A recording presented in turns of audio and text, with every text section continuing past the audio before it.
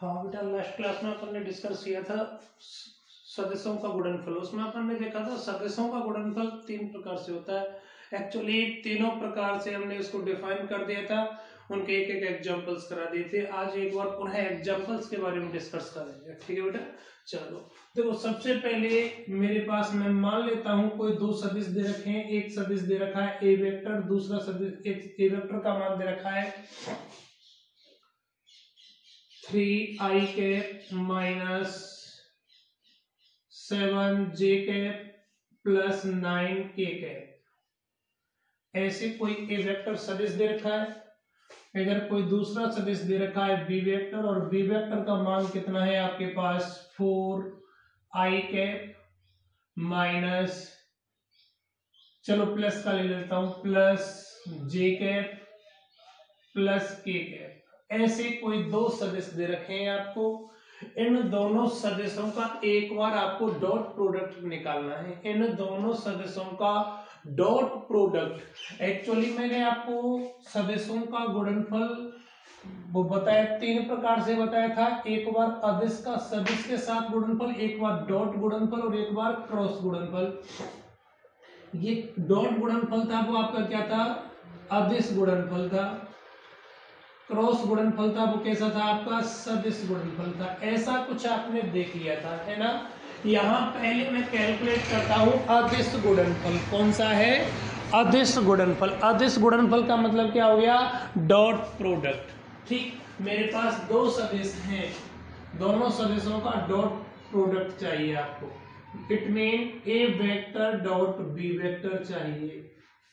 ए vector dot B vector बराबर आपको क्या मिलेगा, 3i cap minus 7j cap plus 9k cap. ऐसे मिलेगा कुछ। इसका डॉट करना है मुझे किससे, 4i cap plus j cap plus 9 plus k cap. ऐसे कुछ मान दे रखे हैं, यही मान है ना। अब देखो बेटा, अदिश गुणनफल, अदिश गुणनफल में आपने देखा I dot I cap dot I cap 1, J cap dot J cap इसका मान भी 1, एंड के कैप डॉट के कैप इसका मान भी कितना होता था, 1 होता था। अदिश गुणनफल में इनकी प्रॉपर्टी आपने देखी थी, है ना। चलो बेटा, अब यहां ये क्या थे आपके समांतर सदिशों का अदिश गुणनफल 1 हुआ था, जबकि लंबवत सदिशों का अदिश गुणनफल आपने यहाँ 0 देखा था। तो इनका एक और गुणधर्म था आई वेक्टर आई कैप डॉट जे कैप इसका मान 0, जे कैप डॉट आई का आई कैप इनका मान भी 0, है ना। दूसरा था आपका जे कैप डॉट के कैप इसका मान भी 0, और के कैप डॉट जे कैप इसका मान भी क्या था, 0 था। यही था ना। चले आगे, चलो बेटा, अगला क्या था आपके पास में, के कैप डॉट आई कैप इसका मान 0, और एक था आई कैप डॉट के कैप इनका मान भी क्या था, 0। यहां ये लंबवत सदिशों का अदिश गुणनफल 0 आया था, और समांतर सदिशों का अदिश गुणनफल कितना आया था, आपको 1 प्राप्त हुआ था। ऐसा कुछ आप सदिश गुणनफल की प्रॉपर्टी में देख चुके थे, है ना। चलें, अब देखो बेटा, इस सदिश का इस सदिश से गुणा करना है, इस सदिश का इस सदिश से गुणा करना है। इट मीन, है ना, इसका मतलब 3i का सबसे गुणा करना पड़ेगा, 7j का सबसे गुणा करना पड़ेगा, एंड 9k का सबसे गुणा करना पड़ेगा। गुणा करेंगे तब इधर देखिएगा बेटा, i का i से गुणा तो संभव है, लेकिन i का गुणा j से और i का गुणा k से संभव ही नहीं है, क्योंकि i गुणा j और i गुणा k इन दोनों के मान कितने हैं, 0 है ना। इसका मतलब i का i से गुणा होगा और j का j से गुणा होगा। j का i से और j का k से गुणा संभव ही नहीं है, क्योंकि इनकी वैल्यू कितनी आएगी, 0 वैल्यू आएगी, है ना। चलो बेटा, ऐसे k का k से गुणा होगा बस, जबकि k का i से और k का j से गुणा नहीं होगा। इनके मान कितने आएंगे, 0 आएंगे। क्यों, अदिश गुणनफल की प्रॉपर्टी लागू करने पर, है ना। चलो बेटा, अब देखिएगा आपको क्या मिलेगा, ए वेक्टर डॉट बी वेक्टर बराबर आई का आई से गुणा करूंगा 1 मिलेगा, इसका मतलब 3 का मल्टीप्लाई 4 से करूंगा तो कितना मिलेगा, 12 मिलेगा, है ना। चलो माइनस का गुणा प्लस से करूंगा तो माइनस मिलेगा, जे का गुणा जे से करूंगा तो ही 1 मिलेगा, जे का गुणा और सबसे करूंगा तो कितना मिलेगा 0, जे का गुणा जे से करूंगा 1 मिला, लेकिन 1 का गुणा मैं 7 से करूंगा तो कितना मिलेगा 7। चलो ऐसे के का गुणा के से होगा बस प्लस 9 आएगा। 9 और 12 कितने हो गए आपके पास, 21 हो गए। 21 में से 7 घटा दो, 21 में से 7 घटाएंगे तो मान कितना मिलेगा, 14 मान मिलेगा, मिलेगा या नहीं। ठीक, ये क्या हुआ था आपका अदिश गुणनफल हुआ था। अदिश गुणनफल में इसी स्थान पर मैं एक चीज को और बताता हूं, मैंने बताया था अदिश गुणनफल क्रम विनिमय नियम का पालन करता है। It mean A vector dot B vector किसके बराबर होता है, B vector dot A vector के बराबर होता है। ऐसे ही बात है, ये हो रहा है A vector dot B vector बराबर B vector dot A vector. कोई दिक्कत, मुझे इस चीज को प्रूफ करना है। A vector dot B vector का मान इतना आया है, अगेन देखिएगा आप B vector dot A vector का मान कितना है, B vector dot A vector का मान कितना आएगा, देखिएगा बेटा। पहले आप सदिश बी वेक्टर को लिख दो, 4 आई कैप प्लस जे कैप प्लस के कैप, इसका डॉट प्रोडक्ट करना है 3 आई कैप माइनस 7 जे कैप प्लस 9 के कैप, इनसे डॉट प्रोडक्ट करना है। इस चीज में भी मैं आपको बता चुका था कि आपको आई का गुणा आई से करना है, जे का गुणा जे से करना है एंड के का गुणा के से करना है। तो देखिए मुझे क्या मिला, आई का गुणा आई से करूंगा तो कितना मिलेगा, 4 B vector dot A vector बराबर 4 गुणा 3 करूंगा तो 4 3 12, आई गुणा आई कितना हो गया 1, आई का गुणा आई का डॉट जे से और आई का डॉट के से किया तो मान कितना मिलेगा 0, लंबवत सदिश है। जे का डॉट जे से करूंगा तो मान कितना मिलेगा आपको 1 मान मिलेगा, इसका मतलब क्या हो गया 1 गुणा 7 करूंगा तो -7। ऐसे के का गुणा के से करूंगा तो कितना मान मिलेगा 9, के डॉट के 1 मिलेगा और 9 का गुणा 1 से आएगा तो 9 आएगा। 12 और 9 कितने हो गए, 21 में से 7 गए तो मान कितना मिला 14। आप देखिएगा एक बार आपने A vector dot B vector calculate किया और एक बार आपने B vector dot A vector calculate किया और दोनों की वैल्यू कितनी आई है आपके पास में 14 और 14 आई। इसका मतलब क्या हो गया, A vector dot B vector का मान B vector dot A vector के बराबर होता है। इसका मतलब क्या है, आपके पास कोई दो सदिश थे, एक सदिश क्या था आपके पास ए वेक्टर और एक बी वेक्टर, यदि आप इनके क्रमों को चेंज करके उल्टा सीधा कैसे भी गुणा करते हैं, डॉट प्रोडक्ट करते हैं, केवल डॉट प्रोडक्ट करते हैं तो यह इनकी वैल्यू परस्पर क्या प्राप्त होंगी, बराबर प्राप्त होंगी। वो कितनी प्राप्त हुई अभी 14 प्राप्त हुई। इसका मतलब क्या हो गया, अदिश गुणनफल क्रम विनिमय नियम का पालन करता है। अगर इसी स्थान पर बेटा आप अदिश गुणनफल की जगह सदिश गुणनफल करते, A vector cross B vector करते हैं और उसके बाद में क्या करते, B vector cross A vector करते, तो ये दोनों वैल्यू परस्पर इक्वल नहीं आती। चलो इसको नेक्स्ट एग्जांपल में मैं प्रूफ करता हूं कि सदिश गुणनफल क्रम विनिमय नियम का पालन नहीं करता है ना। क्रम विनिमय नियम का पालन केवल कौन करता है, अदिश गुणनफल करता है। चलो बेटा आगे। हाँ भाई, अपन थोड़ी देर पहले बात कर रहे थे कि सदिश गुणनफल और अदिश गुणनफल। अदिश गुणनफल है वो आपका क्रम विनिमय नियम का पालन करता है, जबकि सदिश गुणनफल क्रम विनिमय नियम का पालन नहीं करता। एग्जांपल्स से देखिएगा इसको भी। ठीक बेटा, मैं मान लेता हूं कोई सदिश है मेरे पास ए वेक्टर बराबर आपके पास 4i कैप माइनस 7 जे कैप, कुछ भी एग्जांपल ले रहा हूं, प्लस 9 के कैप, और बी वेक्टर बराबर मैं मान लेता हूं बी वेक्टर बराबर क्या है आपके पास i cap plus 2j cap minus k cap. ठीक, ये दो सदिश हो गए, इनका क्रॉस प्रोडक्ट करना। सदिश गुणनफल करना है। देखो बेटा सदिश गुणनफल का मतलब क्या हो गया, A vector cross B vector करना है। मैं मैट्रिक्स रूप से सॉल्व करता हूं, मैट्रिक्स रूप आपको इजी होता है, यहां गलती होने के चांस कम होते हैं।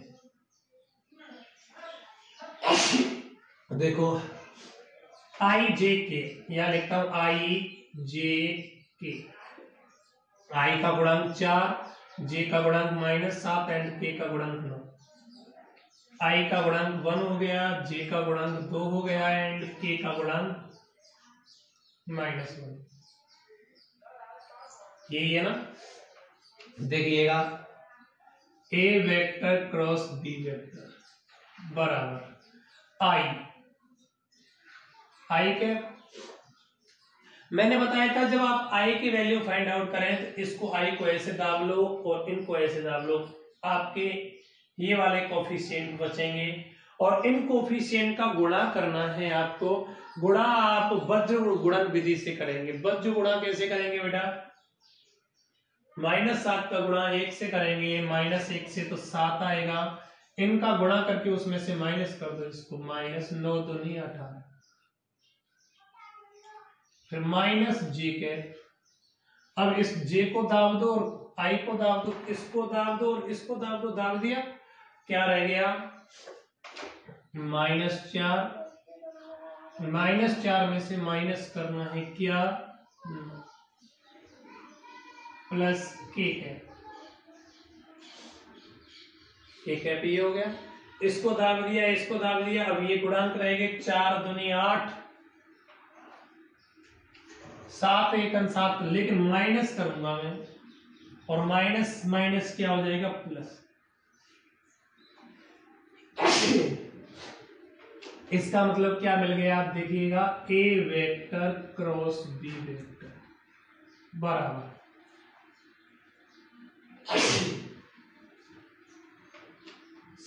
18 में से 7 गए तो -11 आई थी,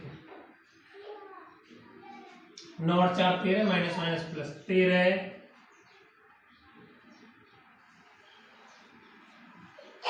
जे कैप 8 और 7 15, ठीक, यही मान मिलेगा। एक चीज मैं आपको क्लियर कर देता हूं बेटा, आप जब सदिश गुणनफल करते हैं तो या तो मैट्रिक्स रूप में करो या नॉर्मली करो, दोनों के रिजल्ट इक्वल प्राप्त होते हैं। मैं और करके बता देता हूं,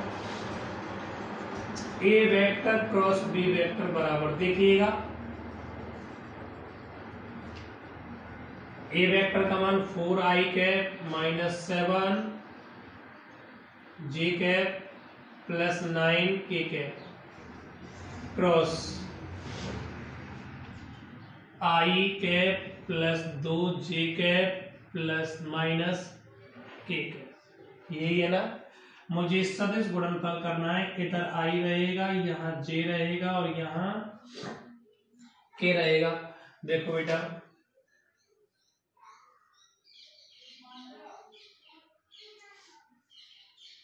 4i का गुणा i से करूंगा, हम पहले ही देख चुके हैं समांतर सदिशों का सदिश गुणनफल कितना रहता है 0।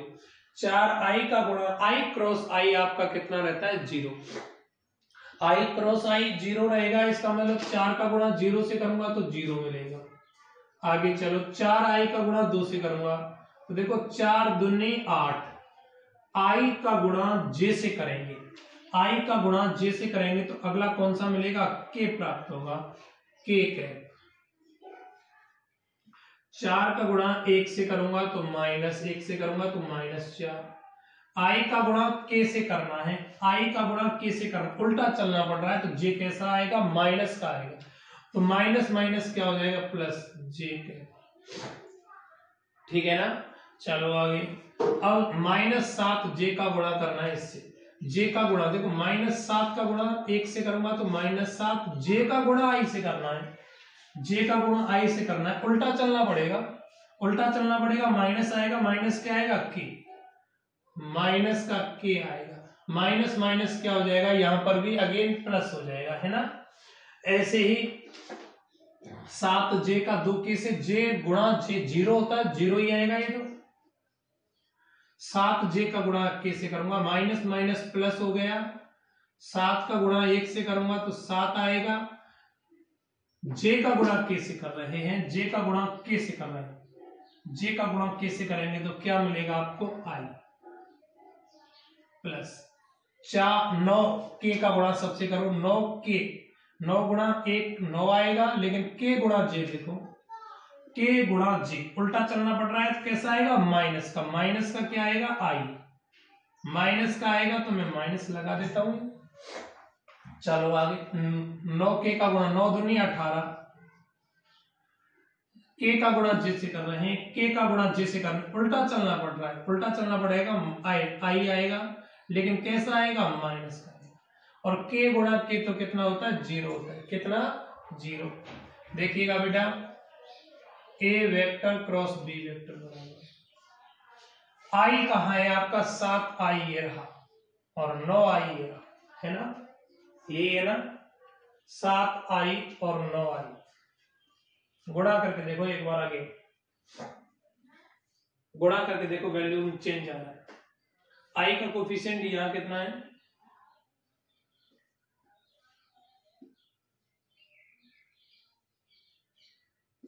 7 एकम 7, 9 दूनी 18, सही है, 18 11 सही है, सही है। यहां देखो बेटा, 4i का गुणा i से करूंगा 0 मिलेगा, 4 का गुणा 2 से करेंगे 8 मिलेगा, i गुणा j k मिलेगा, 4 का गुणा इससे करेंगे तो कितना मिलेगा, 4 मिलेगा, है ना, लेकिन i का गुणा किससे कर रहे हो आप,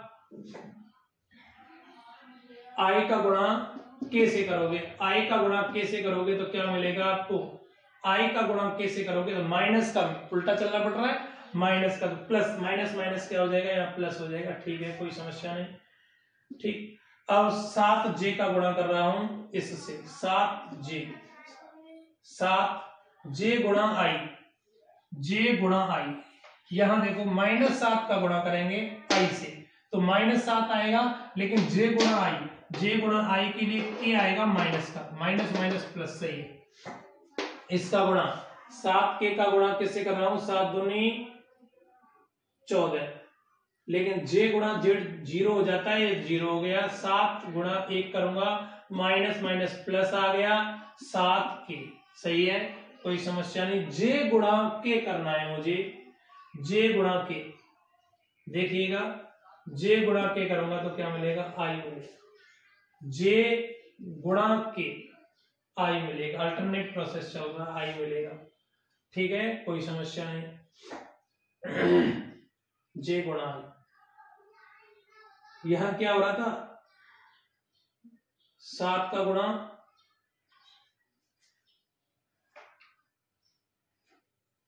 7 का गुणा i से किया, कितना मिला, 7k मिल गया, 7 का गुणा इससे किया 0 मिल गया, 7 का गुणा इससे करेंगे 7j मिल गया, नो टेंशन। अब 9k का गुणा करता हूं बेटा, 9k का गुणा i से करूंगा तो 9k का गुणा i से करूंगा, 9k का गुणा i से करूंगा तो देखो, k का गुणा i से कर रहा हूं तो क्या मिलेगा, j मिलेगा, कितना मिलेगा, j मिलेगा या नहीं मिलेगा, क्या है, 9k का गुणा किससे कर रहा हूं, i से, k गुणा i, j मिलेगा प्लस का, ठीक है, 9k का गुणा i से करेंगे तो ये प्लस का मिलेगा, ठीक। चलो अब देखो इनको सॉल्व करते हैं, i 18 में से 7 गए तो कितने आएंगे, 11i, माइनस के 11i, माइनस के 11i, चले आगे। अब j वाले गुणांक देखो, j 9 ये रहा और 4 ये रहा, 9 और 4 कितने होते हैं, 13 j के देखो, अब के कितना है, 7 और 8 15, 7 और 8 15 की, इसका मतलब क्या हो गया, आप जब सदिश गुणनफल करें, चाहे तो सीधा गुणनफल रूप ले लें या मैट्रिक्स रूप ले लें, दोनों में रिजल्ट इक्वल प्राप्त होते हैं ना। फिर भी मैं आपको इस बात को फिर अगेन बोलूंगा बेटा, जब भी आप सदिश गुणनफल करें तो मैट्रिक्स रूप यूज करें, यहाँ ये गलती होने की कोई संभावना नहीं होती। ठीक बेटा, एक्चुअली हम ये डिस्कस कर रहे थे सदिश गुणनफल होता है वो क्रम विनिमय नियम का पालन नहीं करता है। क्रम विनिमय नियम का पालन नहीं करता है, इसका मतलब A vector cross B vector बराबर B vector cross A vector नहीं होता है। इसका मतलब मुझे अब क्या करना है, B vector cross A vector करना है, B vector cross A vector करना है।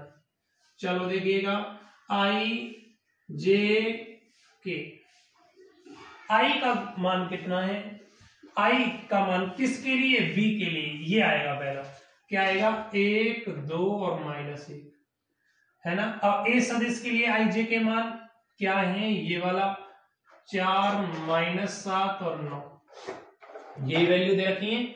अब यहां से देखिएगा, मुझे B vector cross A vector चाहिए।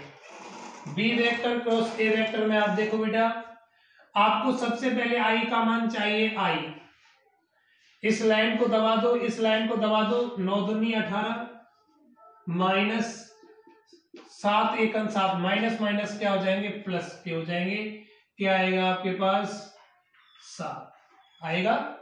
फिर माइनस में जे करते हैं, माइनस लगा के जे, यहां पर भी माइनस लगा के जे किया था, हमेशा वही रहेगा प्रोसेस। इसको दाब दो, ऊपर की दाब दो, 9 गुणा 1 9